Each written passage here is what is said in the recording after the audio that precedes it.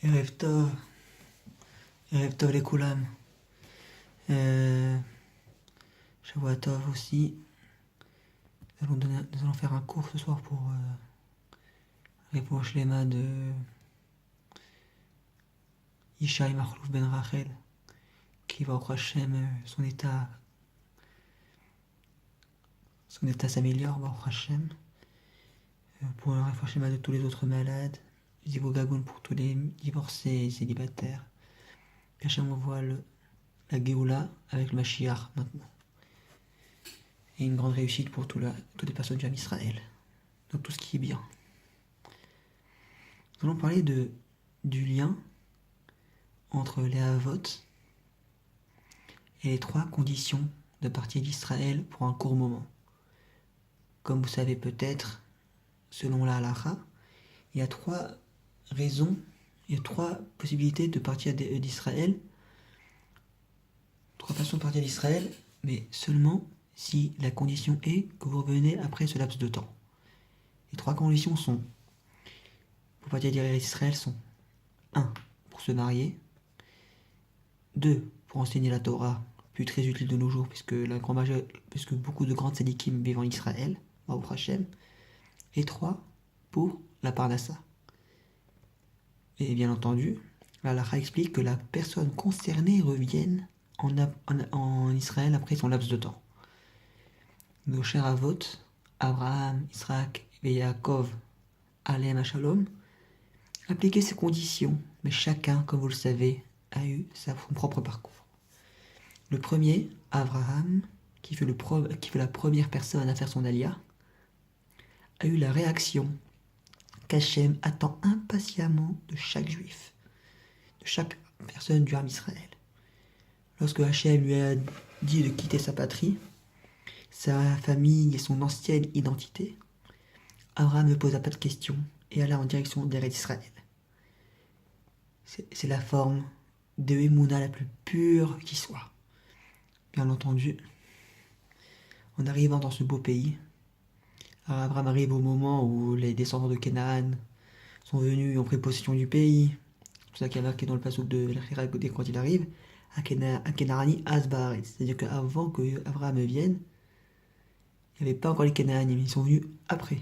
Tout de suite quand Abraham est arrivé, les Canaanimes sont venus, ils ont pris possession du pays. Ensuite, il y a eu la famine. Donc, par rapport à ces 2 possibilités, à cause de ces deux problèmes, Abraham, il avait descendu en Égypte pour y habiter, pour y séjourner. Mais il y a quand même une question qui se pose. Une question simple.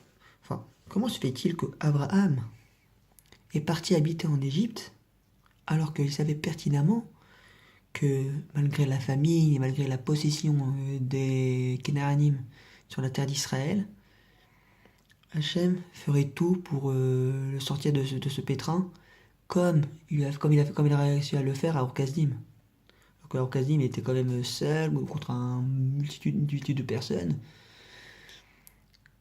Personne ne le croyait avant qu'il sorte de la fournaise ardente indemne.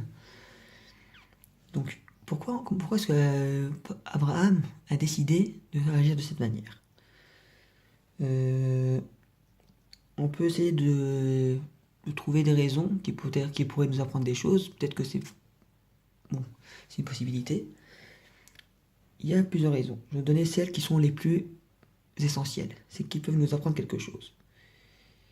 L'une, Abraham est descendu en Égypte pour nous apprendre à ne pas sortir d'Eretz Israël.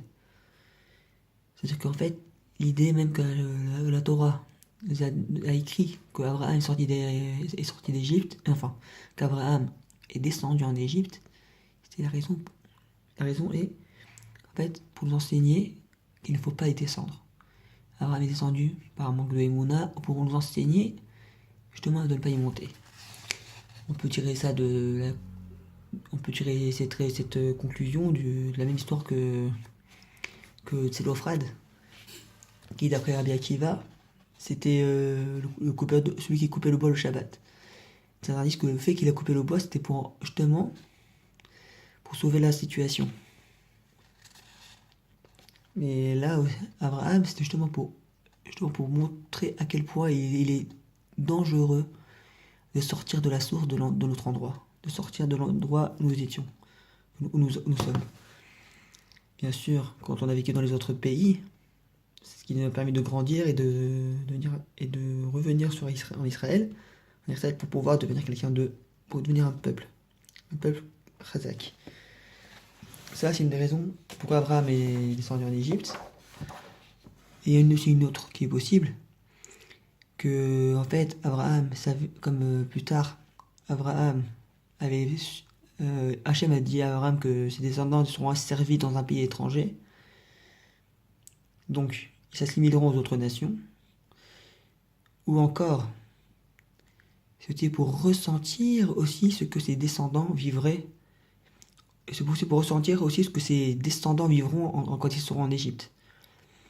Même s'il n'y a pas écrit dans la Torah que Hachem avait prévu que les Israël seraient en Égypte, il a juste prévu qu'ils auraient un esclavage de 400 ans. Mais bon, Abraham a peut-être décidé d'aller en Égypte pour justement ressentir le besoin de l'esclavage, parce que ses descendants allaient peut-être être asservis dans un pays d'esclavage. Et on apprend que pour certains moments, il faut monter, il faut descendre. Mais aussi, on peut voir aussi que Abraham est descendu pour la parnassa. Ça, c'est une possibilité. Pour la parnassa. Et bon, pour se marier, il n'a pas besoin, parce que Baruch Hashem, il est Orkadim, mais il s'est marié avec Sarah. En Égypte, il a eu la parnassa. Et en arrivant en Israël, il était l'une des personnes les plus influentes des environs. Donc il n'avait pas de maître, en dehors d'Akadosh Baruch. Maintenant, on va passer au plus sioniste des trois. J'ai nommé Yitzhak Avinu, Alav Shalom. Pourquoi le plus sioniste? Parce que c'est le seul qui n'a jamais quitté Israël. Il est né en Israël, il a travaillé en Israël, il a vécu en Israël, et il est parti de ce monde en Israël. De là, cela nous apprend de Yitzhak, nous apprend l'importance de vivre en Israël, de monter en Israël, malgré les moments difficiles. C'est une preuve de très grande émouna, de vivre en Israël malgré les difficultés. Donc quand on apprend ça de Yitzhak qui avait eu des problèmes avec les Philistines, avec les puits qu'il avait, du temps de son père Abraham, que les Philistines avaient rebouché, ils ont creusé, le lendemain ils sont rebouchés et encore et ainsi de suite. Il a eu des difficultés avec eux, il a eu des problèmes aussi avec la famille, il y a eu une famille à un moment. Il y a eu, au Hachem, il y a eu beaucoup de difficultés, mais malgré tout, Yitzhak Avinu est resté en Israël, il n'a pas bougé. Quand il est parti en direction d'Égypte, quand il est écrit dans la parashat Vayetz Toldot, quand il est parti en direction d'Égypte, j'avais dit non, toi tu ne peux pas partir d'Égypte. Non, toi tu ne partiras pas en Égypte parce que tu es quelqu'un de Kadosh, tu ne peux pas partir d'Eretz Israël.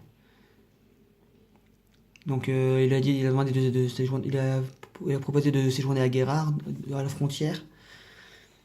Et là, Baruch Hashem, il a commencé à travailler pour sa parnassa et pour sa vie. Et Baruch Hashem, il est resté en Eretz Israël. De là, on apprend que quand une personne a une émouna envers Kadosh Baruch Hu sur Eretz Israël, il n'a aucune raison d'avoir peur, il n'a aucune raison de partir en galoute. Ensuite, il y a Yaakov Avinu Avala, le troisième, Yaakov Avinu, l'homme de vérité par excellence, qui est sorti d'Eretz Israël avec les conditions adaptées. Bon, pour l'étude de la Torah, il n'avait pas besoin. Au Hachem, en Israël, il avait déjà son père, il avait Shem et Ever. Donc, pour étudier la Torah, il avait tout ce qu'il fallait en Israël, donc il n'est pas parti pour cette raison. Mais il est parti pour se marier et avoir une parnassa. Il a travaillé pendant 20 ans, presque 21 ans chez Lavan, 7 ans pour Rachel, ensuite... Non, 7 ans pour Rachel, il a eu Léa, ensuite il a terminé ses 7 ans. Et après, il a encore travaillé 7 ans et il a travaillé encore 6 ans pour le troupeau. De là, on apprend il est parti là pour travailler pour la subsistance pour la subsistance et pour se marier. Bien entendu, aussi quand il est parti en Égypte, il est parti là-bas parce qu'il y avait la famine. Mais bon, tandis qu'après, quand il arrive en Égypte, la famine s'est arrêtée. Mais on voit que Yaakov, il avait peur de partir d'Israël pour aller à l'encontre de Yosef. Mais Hachem lui a dit, ne t'inquiète pas, tu vas descendre en Égypte, je serai avec toi, je ferai de toi là-bas une très grande descendance. Mais on voit que Yaakov va respecter les 3 conditions de la halakha. Maintenant, on va essayer de voir, on va récapituler. La première façon de voir les choses, il y a 3 façons de voir comment les gens montent en Israël. Et la première, c'est où les gens montent en Israël avec certains disent on peut monter en Israël, mais ils évitent de monter à cause de problèmes de parnassa, à cause de problèmes de vivre, de se marier, d'avoir une vie continuelle, de bonheur et tout ça. Il y a aussi le fait que certaines personnes montent et après redescendent parce qu'ils n'ont pas la force de vivre en Eretz Israël. Yitzhak Avinu, par exemple, de lui on apprend qu'il y a des gens qui ont une très grande émouna, qui vivent en Israël, qui font toute leur vie en Israël. Même si de nos jours c'est assez rare, mais c'est quand même assez vu. Et on voit Yaakov Avinu qui est parti d'Eretz Israël, mais avec les conditions qu'il fallait. Il a fait ça pour ce dont il avait besoin, mais de sa vie, il n'a jamais nié son appartenance en Eretz Israël. D'ailleurs, quand Yaakov est décédé en Égypte, avant de décéder, il a demandé à Yosef, jure-moi de ne pas m'enterrer en Égypte, mais va m'enterrer en Eretz Israël. Donc là, on apprend l'essentiel d'Eretz Israël. À quel point Yaakov a fait jurer à son fils de l'enterrer en Eretz Israël. Voilà. Et aussi, donc voilà, comme Abraham, Israël et Yaakov, on monte en Israël sans poser de questions comme Abraham, rester vivre et faire fructifier la terre d'Israël comme Israël et avoir ses racines en Israël, même si cela implique des difficultés, comme la parnassa ou le mariage comme Yaakov, car comment voulez-vous que le roi Mashiach vienne si ses sujets ne sont pas là pour l'accueillir, être présents lors de la construction du Beth Amikdash? Shavua Tov, Erev Tov et bonne semaine à tous.